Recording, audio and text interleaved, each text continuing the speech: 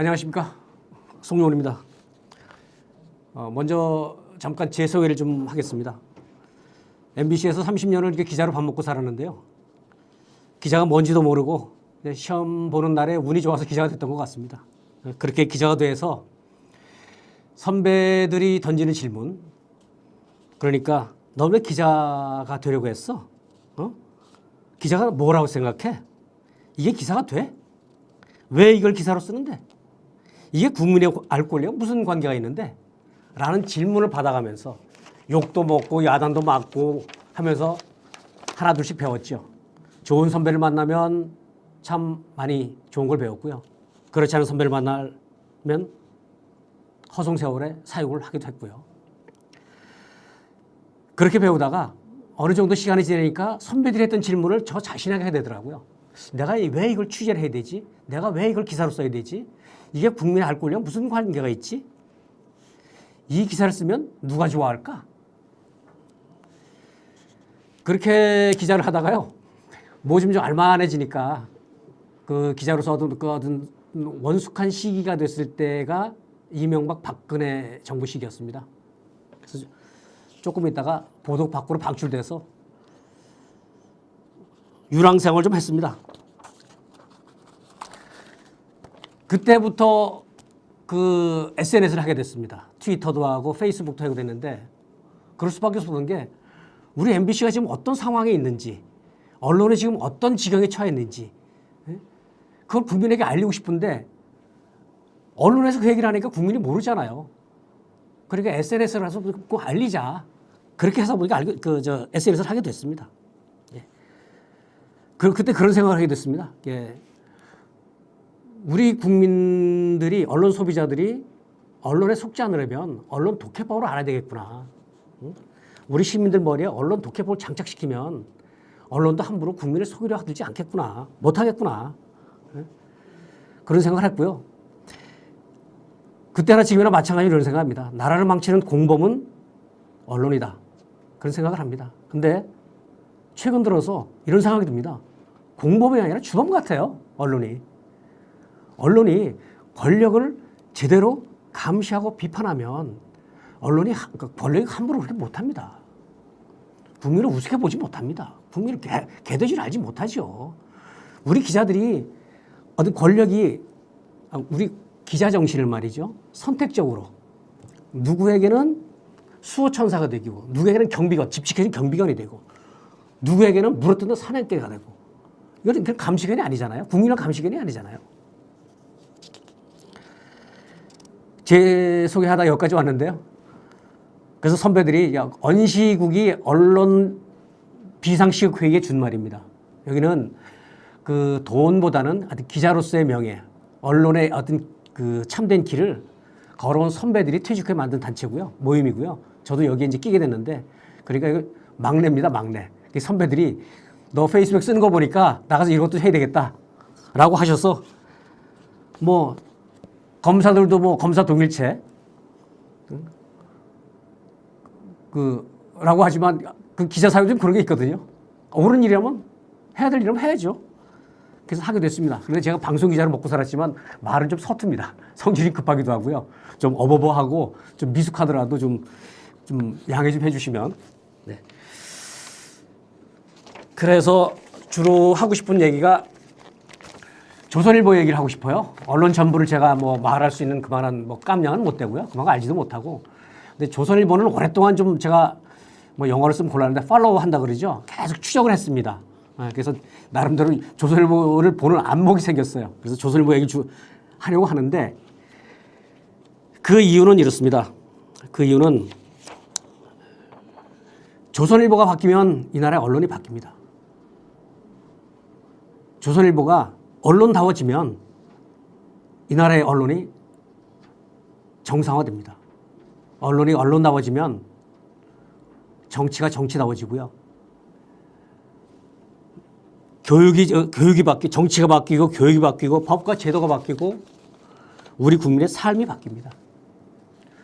그래서 조선일보 얘기를 한번 해보겠습니다. 자, 우리가 영상이 한때 그 조선일보 사주를 그 밤의 대통령이라고 했었죠. 아시는 분은 아실 겁니다, 아마. 낮에 대통령은 당연히 그때가 박정희 대통령이었고요. 낮에야 뭐 대통령 워낙 무시무시한 독재자니까 감히 나댈 수는 없는 거고, 밤에는 박정희 대통령과의 어떤 친애를 등에 업고 좀 호가 호위를 좀 했던 모양입니다. 그러니까 이제 그 밤에 대통령이라고 했겠죠. 우리 영화 내부자들 한번 좀 잠깐, 영화 내부자들 보신 분들 많을 겁니다. 그 영화에 나오죠. 조국일보, 그리고 저 이강희 주필. 영화 보신 분들은 알 겁니다. 그 조국일보가 어디를 말하는지, 심지어는 그 주필이 누굴 말하는지도 아시는 분들이 있어요. 우리 국민들 똑똑합니다. 알 거 다 알아요. 현실, 그러니까 언론과 권력의 어떤 유착관계, 언론사 내부의 어떤 내부를 정말 정확하게 꼬집고 풍자한 영화. 응? 그게 내부자들이라고 봅니다. 저는 그러니까 그때 저 영화를 보고 나서 그 이후로도 우리 후배 기자들한테 이런 얘기를 많이 했습니다. 우리 기자들은 영화 감독들에게 미안해야 된다. 우리는 빚을 졌다. 빚을 지고 있다. 왜냐하면 우리 언론이, 우리 기자들이 해야 될 얘기를 영화가 해주고 있잖아요. 영화 감독들이 하고 있잖아요. 왜 그렇겠습니까? 조국일보 그 내부자들에 보면 이런 대사가 나와요. 이건 워낙에 유명한 명대사죠. 조국일보 주필이 이런 얘기를 합니다. 대중은 개돼지야. 적당히 지저대다가 알아서 조용해져. 그러니까 거짓말로 얼마든지 속일 수 있다는 거죠. 선동, 선전 다 먹힌다는 얘기죠. 쇠뇌할 수도 있다는 거죠. 반복학습으로. 또 이런 대사가 있습니다. 어떠어떠하다고 보기 힘들다. 볼 수 있다. 매우 보여진다. 같은 말이라도 누구에게 쓰느냐에 따라 달라진다. 아마 기자들은 금방 이해했을 겁니다. 기자다운 기자라면. 좀 전에 얘기한 그 얘기죠. 기자 정신 좋지. 그러나 선택적으로, 차별적으로 누구에게는 그래 우리 감시견이야. 그런데 누구에게는 집 지켜주는, 권력 지켜주는 경비견. 누구에게는 그 주인의 지시에 따라, 권력의 지시에 따라서, 의도에 따라서 적을, 상대편을 물고 뜯는 사냥개. 최근 몇 년 동안에 마녀 사냥이 굉장히 많았습니다. 거기 나온 1위대 언론 다 사냥개들이에요. 언론 아닙니다. 그 영화 대사에 또 이런 게 나오죠. 지방대 나온 이른바 무족보 검사라고 하거든요. 그러니까 스카이라든지 이런 대학이 아니어서는 모양입니다. 이 무족보 검사 이런 대사가 있습니다. 외가가 광주라서 잘하는데 사투리는 살아가는 환경에 따라서 달라져요. 서울 생활 10년, 20년 하다 보면 말투가 서울 말도, 전라도 말도 아닌 이상한 말투가 되는데. 저 왜 이 얘기 갖고 나왔냐면 한동훈 국힘 비대위원장이 사투리 얘기를 하길래 그래서 가져왔습니다.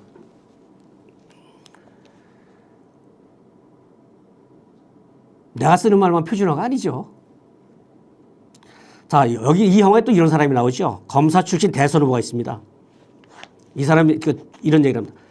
잘못되면 나 혼자 죽지 않아. 그렇겠죠. 너희들이 나를 대통령으로 만들었잖아. 너희들 책임져야지.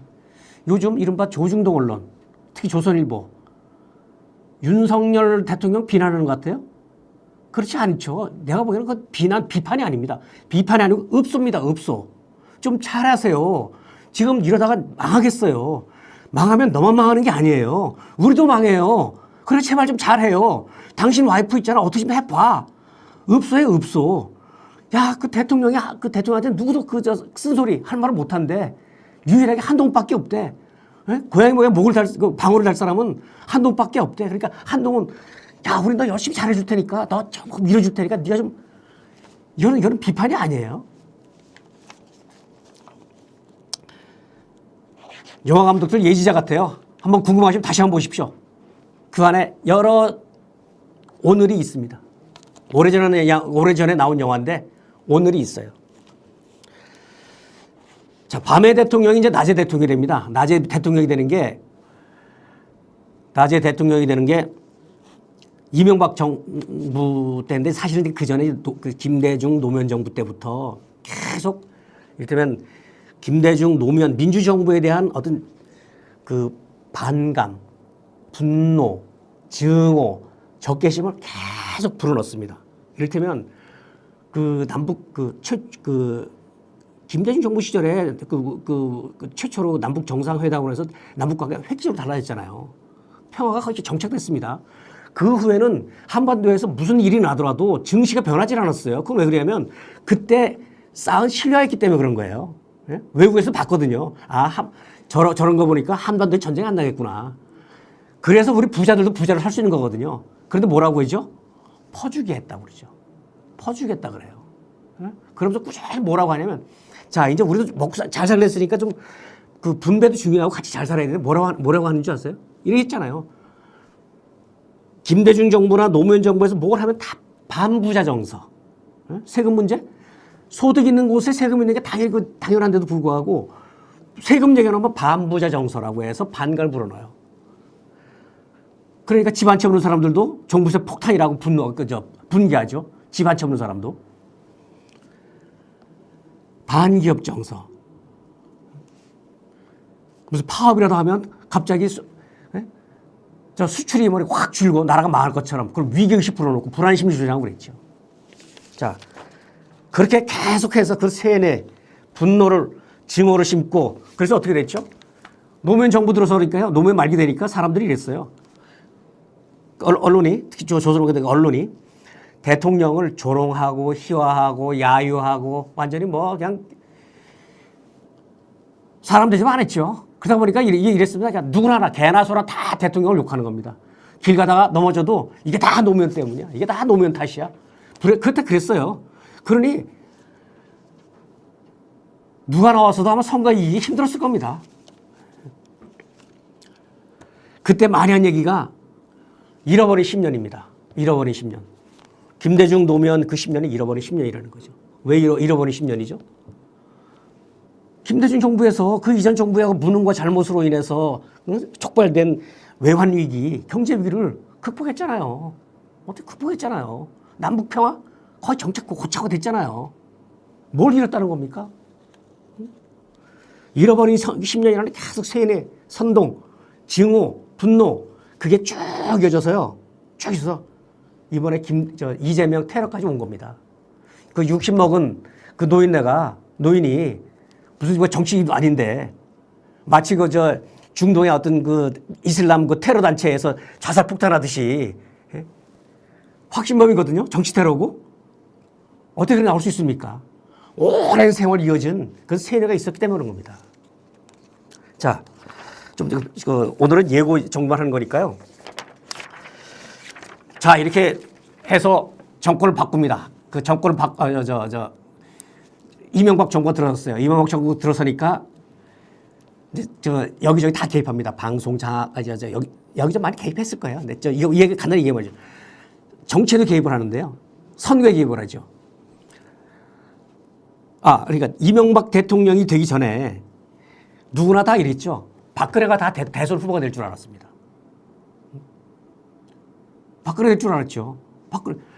이회창 당시에 차떼기 정치자금 거의 문 닫을 지경이 됐었잖아요. 그걸 천막당서로 옮겨서 그다음에 재건해서 그다음에 선거에 이기고 그래서 선거의 여왕이 됐지 않습니까? 그럼 당연히 박근혜가 대선 후보가 돼야 되죠. 그런데 이명박에게 밀렸습니다. 이명박에게 밀리는 결정적인 게 조선일보의 보도 좀 보여주실까요? 네. 조선일보에서 대선 후보 검증하고 그러면서 여러 후보를 했는데 그 박근혜 후보에 대해서 이랬습니다. 박근혜가 대통령이 되어서는 안 되는 10가지 이유. 다른 후보들은 똑같이 했는데 특히나 이제 아버지의 후광으로 연예인식 인기다. 유신공주다. 깡통공주다. 안 그래도 그때만 하더라도 그 지지 기반이 TK인데 대구 경북에서 유교가 강한데서 여자가 대통령이 된다는 게 예? 이런 거부감, 불안 이런 게 있었는데 그걸 자극한 거죠. 그래서 밀려났습니다. 얼마나 화가 났겠어요. 배신당했는데 당에 배신당하고 여러 배신당했는데 자 뛰어넘어서 그 다음에 그럼 조선일보는 이제 요 다음에도 기여하죠. TV조선은 결정적인 만약에 TV조선에서 했던 형광등 100개를 켜놓은 아우라. 아니 문제는 뭐 저기라며요. 아버지 후광의 연예인에 뭐 이래며. 근데 무슨 아우라가 있어요. 그러니까 이렇게 해서 기여를 했습니다. 기여를 했고요. 그렇다고 해서 또 그렇게 박근혜가 마음을 열어주는 건 아닌가 봐요. 마음을 열어준 건 아닌가 봐요. 박근혜 대통령이 되고 나서 이명박을 뭐 지금도 그런 것 같은데 이명박을 굉장히 미워했던 것 같아요. 그래서 감사원에는 4대강 사업을 감사하라 했고요. 감사했죠. 그다음에 검찰에서는 그때 이제 국정원 그 댓글 공작 수사를 하고 있었는데 이걸 방임한 거예요. 방임. 그러니까 검찰 수사가 쭉 나가서 거의 선거법까지 갔단 말이죠. 근데 선거법까지 들어가면 당선이 무효될 수도 있고 이렇잖아요. 자기 정당성에 큰 치명적이잖아요. 그러니까 이명박 제 추측입니다. 이건. 이명박 제가 가만 안 있었겠죠. 협박을 했겠죠. 너 이렇게 가면 나만 죽는 거 아니야. 너도 죽어. 그래서 아차 싶어서 검찰에 야 스톱 빠꾸 죄송합니다. 자 축소 이랬는데 최동욱 검찰총장이었는데 그때가 말을 안 들어요. 말을 안 들어요. 그래서 나온 게 조선일보의 저 보도입니다.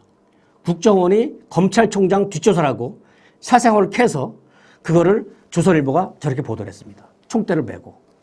결국 최동욱 총장 쫓겨났죠.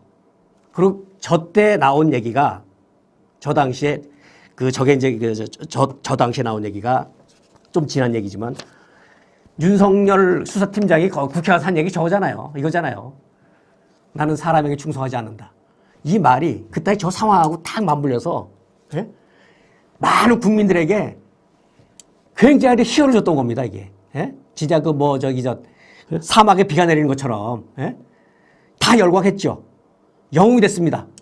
윤석열 검사는 저 한마디로 국민의 영웅이 됐습니다. 그렇게 대통령이 되는 길이 열렸고요. 윤석열 말 한마디로 대통령이 된 진짜 운 좋은 사람입니다. 실력은 모르겠어요. 운은 끝내줍니다. 자, 이 정도로 했으면 이제 조선일보가 가까워져야 되잖아요. 근데 그래도 여전히 박근혜 대통령은 곁을 안 내준 것 같아요. 그러니까 배신에 대한 트라우마가 있었던 것 같아요.